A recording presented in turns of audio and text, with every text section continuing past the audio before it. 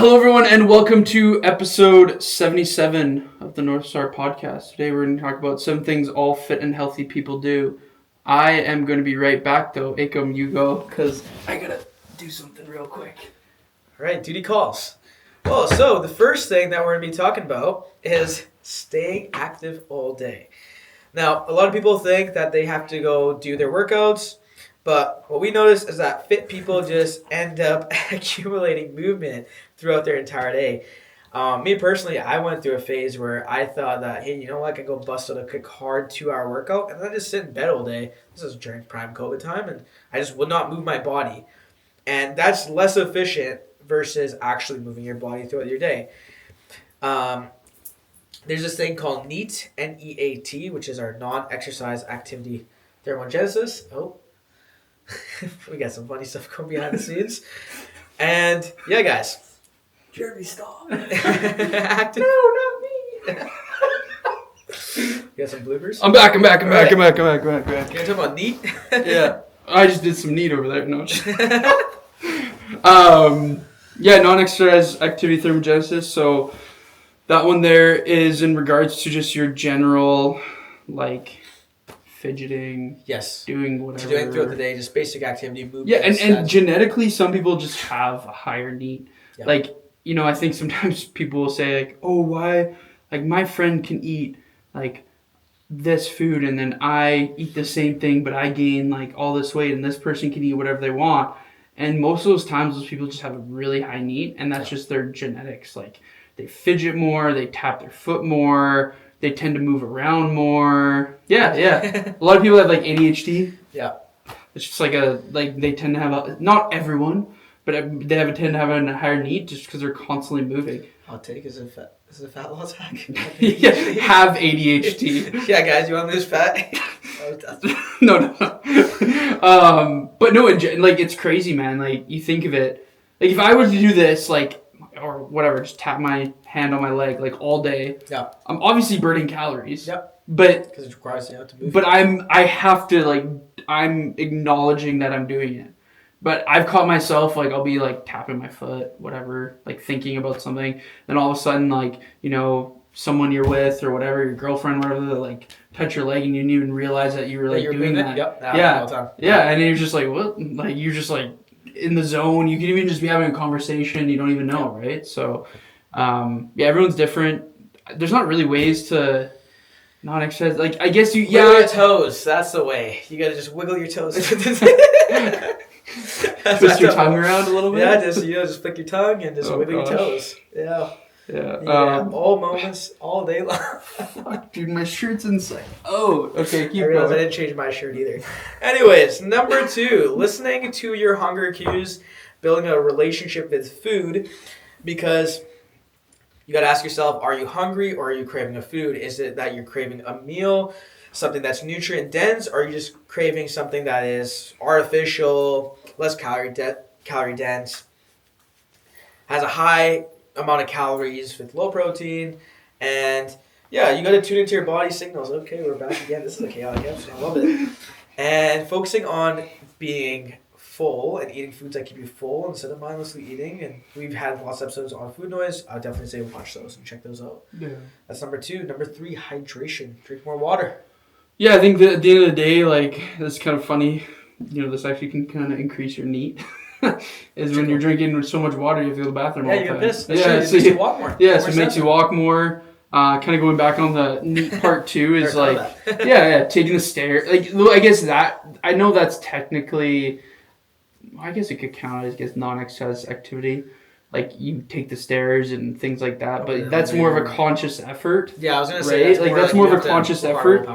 But yeah, the hydration thing, increasing your NEAT by doing that. Yeah. Hydration too, man, I think a lot of times they'll say, are you actually hungry? Are you thirsty? And I think there's a true point to that, but also too, our bodies are literally accustomed to knowing when we're thirsty and when we're not. It gives us a signal. Yeah. We know that is it's a signal. Everyone knows the feeling of what being thirsty feels like, right? And I'm talking about water, not the other thirsty. I mean, I think everybody's had the feeling. Yeah, that too. Yeah. But at the end of the day, I think the biggest thing is, knowing where you land, and thirst and water intake is going to change every day. Yep. Like, I think there's a good, and I talk to this to clients, it's like, there's always good to have a range, but if, for example, you lied on the ground all day and did absolutely nothing, you're not going to need as much hydration as if you went on a 5-kilometer hike, was outside, it was sunny, you were sweating. Like, you're obviously going to need more water. You're also losing more water, so you have to make up for all that. Right? So that's why a lot of times you're like, well, how much should I drink a day? I'm like, well, here's maybe a range. Day-to-day, yeah. But it's day-to-day. You might not need 2 liters one day, but you might need 1 the next day. Yeah. You might need 5 one day, you might need only 2 the next day. Yeah. So, knowing that too. And I think a lot of people just under-drink water now. I mean, there's so many different choices of, like, you got your Diet Cokes and you got all these different options besides water, but, like, stick to the basics. My go-to drinking more water is you brush right before you brush your teeth in the morning, and hopefully you brush your teeth at night, but you drink water before or after you brush your teeth at night. I like to do it before. I don't like it when it's all minty. I get a little residue, so just drink just extra cups of water, and that's small tricks like that. That's what I find for myself personally. Yeah. But let's be off topic. Yep. Just one quick. Do you brush your teeth before you eat or after you eat? So this is the thing. I heard it makes sense that you should brush your teeth after you eat, because when you eat, you brush and then the old plaque builds up. But the other thing is your plaque's built up overnight. My first thing is I wake up and I brush.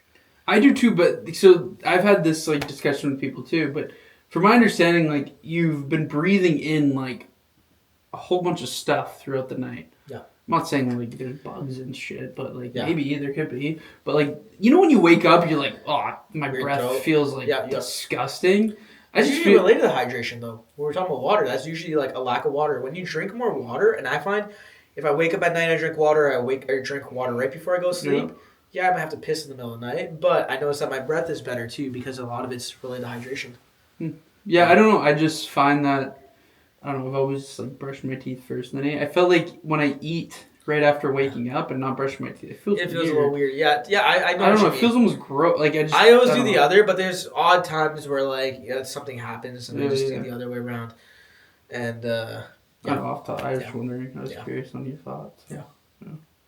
One weird thing, just while we're talking about that, I figured out recently that you're supposed to It's like mouthwash, floss, then brush, or maybe floss, mouthwash. I think it's mouthwash. I didn't know there's a word to that too, but I recently. Crazy, right? Okay. Mm-hmm.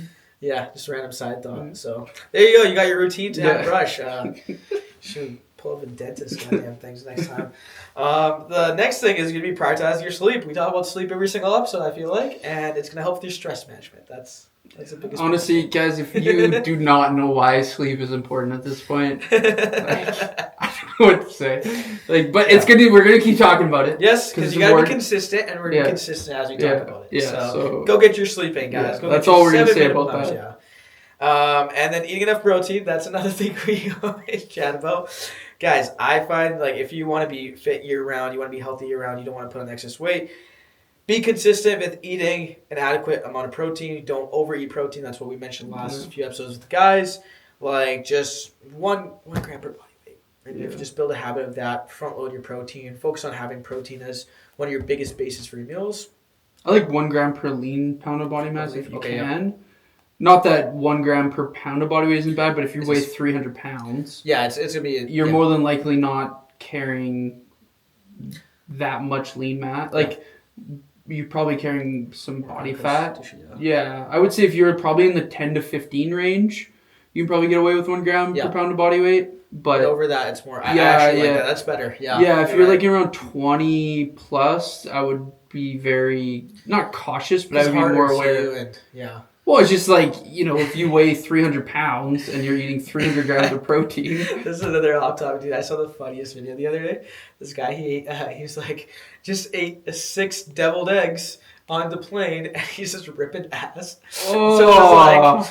Dude, the planes are worse. Sweet Jesus, it smells like shit in here. Don't be that guy. Don't be eating so much protein that everyone is looking at you like, get this. Oh, and have you ever had hard-boiled eggs and then it's tuna?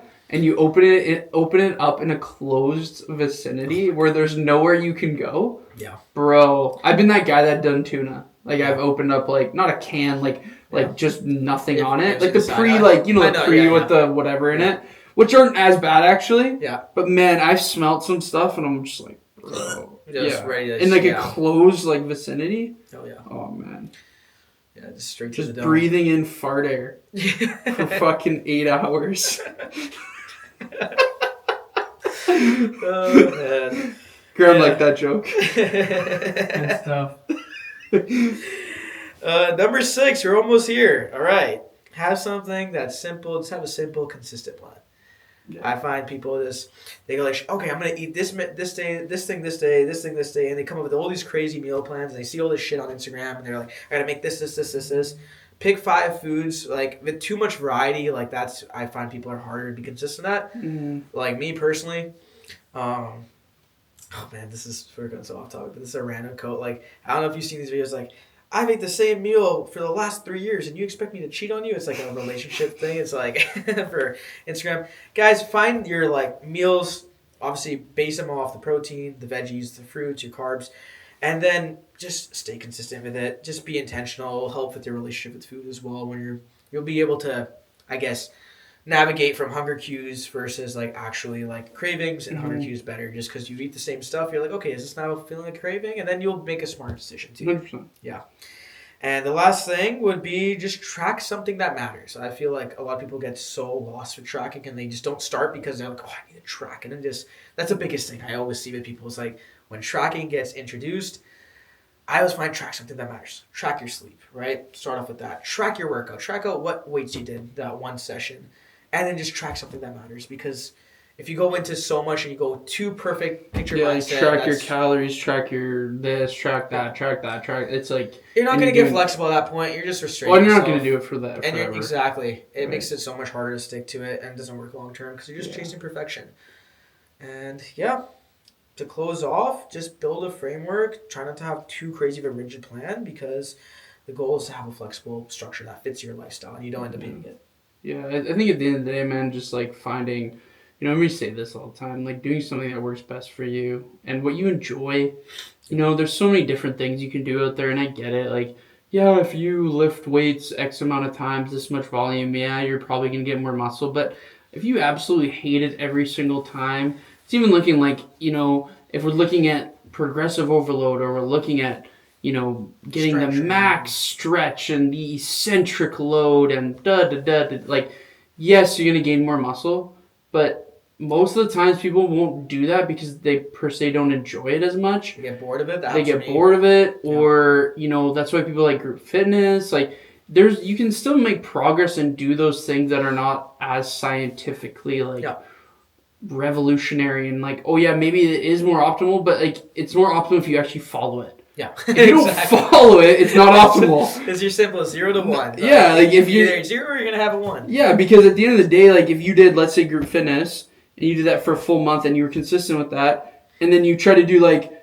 eccentric and this and full bodies or that or whatever it is, and you did like 3 workouts, you're obviously gonna have better results doing the group fitness than those. Just those 3 because you're more consistent with the other ones. You showed up. Right? Yeah. So at the end of the day, I think that's just the big thing is just doing what you love. So cool. Yeah. So that was 77 and 7 ways or 7 things all fit people do to stay healthy. So we will see you on 78. We'll have some other little cool things coming up. Yeah. So we'll have a little bit more updates and we'll just keep updating you guys. Yeah. All the new things. See you guys. Stay blessed. Peace. Easy.